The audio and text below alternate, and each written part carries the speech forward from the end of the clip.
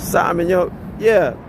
I thought I'd do a part three to the Kobe Bean Bryant tribute, but for a different ethnicity, a lot of times because of my views being black separatists, especially the new Black Panther Party, we are definitely known for saying some racist ass shit and proud of it. But I wanted to give tribute to somebody who I remembered in the 90s was a fucking boxing goat of a different ethnicity.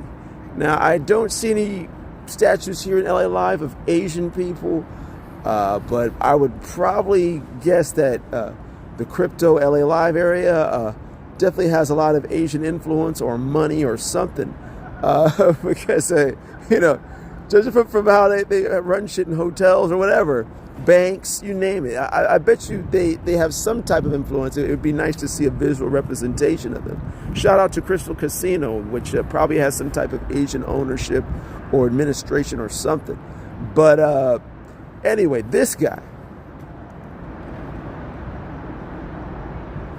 Oscar De La Hoya, the boxing GOAT.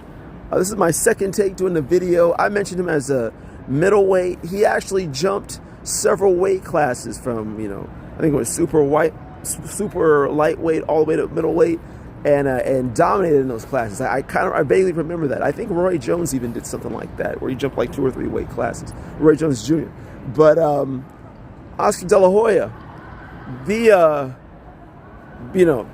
honestly, for that era, the boxing GOAT. You would always give something like that to Tyson during the 90s.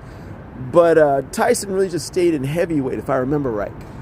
De La Hoya, though, it was phenomenal just watching how skillful he was, how powerful he was, and someone at that size was always inspirational to me. I just brushed up on what weight he was. He went from like 130 to 160 pounds. That's my weight class. I jumped from 130 to I think the highest I got to was like 187, but I didn't like how my shape was. But this guy, he would get into the ring and dominate.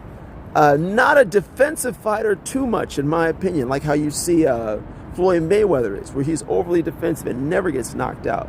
But at the same time, De La Hoya really didn't lose. I'm going to read his record. 223 wins, 5 losses, 163 of them knockouts.